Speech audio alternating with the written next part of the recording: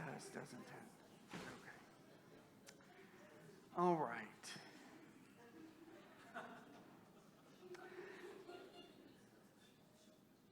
Now pay attention.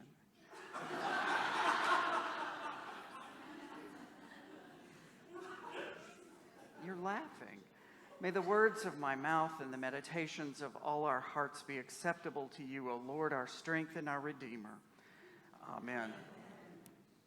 If this is going to keep you from being able to.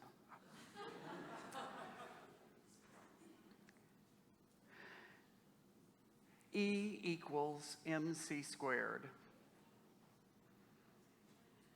It was late in the summer of 1988. The hot, humid Houston August drug endlessly on. And all I wanted so desperately was to be done, finished, forever with the University of Houston. Never, ever to return if I could only get away. The only thing standing between me and my newly minted business degree, my sheepskin, was an introductory course to physics. Physics of all things. I don't know how I let that happen. This barrier really was a very humbling experience, primarily because it proved to be that very hot Houston summer, the very nearly closest thing to failure that I encountered in any of my 3 university experiences.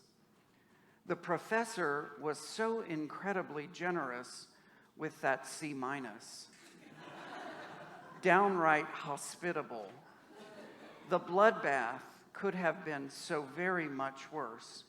Seriously. What in the world would someone who wanted nothing more than to set the marketing world on fire and who's now stepped into your pulpit this morning possibly going to do with E equals MC squared? Or anything much else that physics had or has to offer, I ask you. I'm going now to skate off onto what I admit is, for me, very thin C- ice. E equals MC squared. Mr. Einstein's theory of special relativity. In my very childlike, simplistic mindset, says that energy and mass, stuff, are equal and constant, and yet transmutable, transformable, one might say transfigurable by light. Could we possibly, maybe, do something theological with this C-? I know that Mr. Einstein was, in fact, an organist, but I wonder if maybe he was also a closet theologian.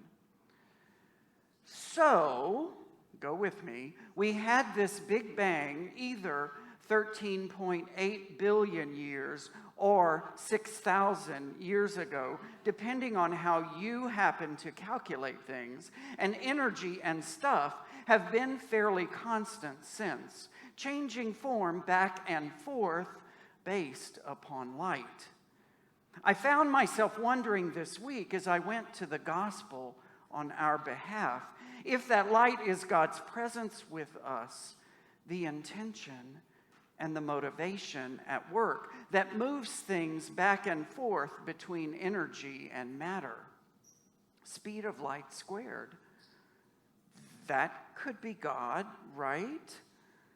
The catalyst that makes this whole crazy thing go. However, I need one more item from my C- grab bag. The theory of the conservation of energy, which says, again in Father Chris speak, that energy is neither created nor destroyed, it only changes form. Energy is either potential or kinetic, possible or realized, languid or dynamic. If I draw back as if I'm going to throw a ball, I've got all this potential energy in my arm. And then when I follow through and actually release it, it's transformed, transfigured into the kinetic. For we humans, this process is not random. There's something that happens in that less than a split second between potential and kinetic that can be life-changing, world-changing, catalyzed by and bathed in intention and motivation. That God light that Einstein posits as the transformer between energy and matter. I intend to release the ball, and when I do, I set into motion a whole chain of events that is life-changing. Nothing's created or destroyed, it only changes form. Now, on one occasion, when Jesus was going to the house of a leader of the Pharisees to eat a meal on the Sabbath, they were watching him closely. They were watching him closely.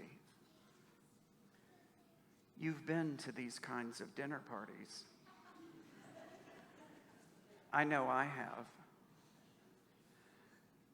Actually, I may have even thrown one or two. There is plenty of potential energy, plenty of possibility, but it's not really all the good kind. I have no idea where to sit. I have never seen so much silverware in all of my life. What glass is this for? Red wine or white wine? Should I even drink? What should I talk about? When should I leave? Decisions all seem to be judgments of character, statements of self-worth. They're watching you closely, or so it seems. Hospitality? I don't think so. Jesus perceives several things as everyone watches him closely, maybe just hoping that he's going to slip up. As potential energy becomes kinetic through his intention, because what he's about to demonstrate is this crazy intersection between humility and hospitality, and the life-changing energy that's released in that moment. Now, in Jesus' day, meals were important social barometers. You could tell a lot about a person based solely upon matters surrounding the dining experience if you paid close attention. Thus, they watched him closely. Your social position could be determined based solely upon where you ate, who you ate with, where you sat in relation to your host, and how the food and even yourself were prepared for the meal. All of those things were determinant of a person's status or station, translation, your worth. A lot of potential energy was wound up, bound up in what happened at mealtime. And so it should be no surprise that that's where Jesus goes to give yet another lesson on this intersection between humility and hospitality. He addresses the guests first. Don't embarrass yourselves, folks, by taking a seat of honor and having to be asked to move when someone of a higher station arrives. And, oh, by the way, don't go to the second or the third place either. Go to the lowest place, humble yourselves, that you might be honored by being asked to move up to a higher place. And to the hosts, he gives similar caution. Don't seek recognition based on your guest list. It's easy to entertain friends and family and loved ones, those who we hope to curry favor or maybe seek some advantage. But hospitality in God's economy is entertaining those who can in no way repay your kindness. In both of these examples, Jesus is asking us to examine that moment of conversion, that split second, that instant between potential and kinetic energy, our intention, our motivation, what it is that prompts us to do what we do, because that is what is going to determine whether the kinetic outcome is for good or for evil. Why are we doing what we're doing? Humility for humility's sake, hospitality for hospitality's sake. To be a show is every bit as much a waste as pride and boasting are a waste. If our intention in going to the end of the line is simply so that we can be exalted, then it is our intention that has failed us. If we give to those less fortunate simply so that we can be seen doing so, then our intention has failed us. If we show up at the soup kitchen for the photo opportunities of being seen doling out potatoes onto a plate, then our intentions have failed us. If we fast and put ashes on our foreheads just to be seen as pious, then once again, our intentions have failed us. This healthy intersection of humility and hospitality is found in its proper motivation. Let mutual love continue. Do not neglect to show hospitality to strangers. For by doing that, some have actually entertained angels without knowing it. Remember those who are in prison as though you were in prison with them. Remember those who are being tortured as you yourselves were being tortured. I was reminded last week that compassion really means to co-suffer, to suffer together. That co-suffering compassion is that place where humility and hospitality collide.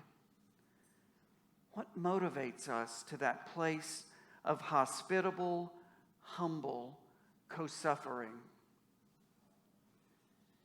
Now, I hear people express from time to time the ways that God has blessed their lives, usually through wealth, our position, our health. And I'm not saying that those things aren't necessarily blessings or that we shouldn't be thankful to God for those things. We should.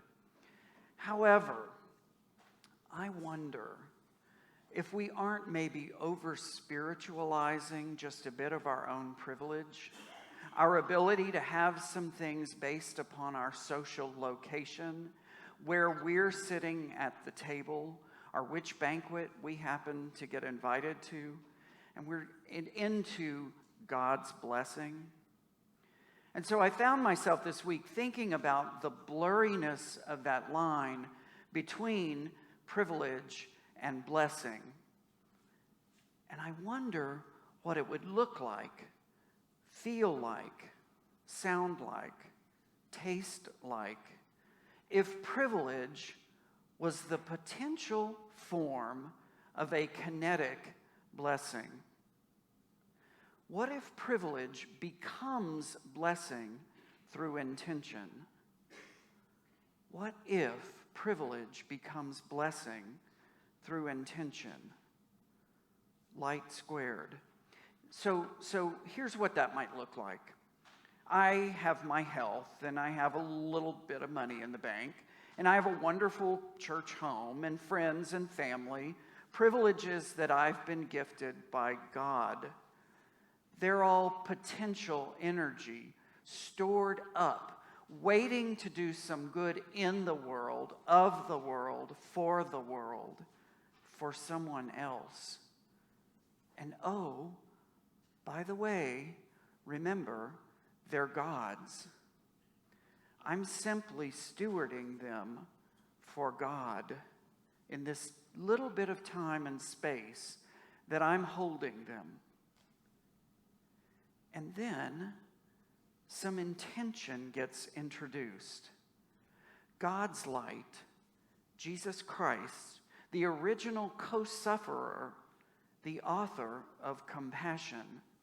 In an instant, something that's potential energy has the ability to be changed into kinetic energy, to transform into a blessing, thereby transfiguring someone else's life, and quite possibly the world around us.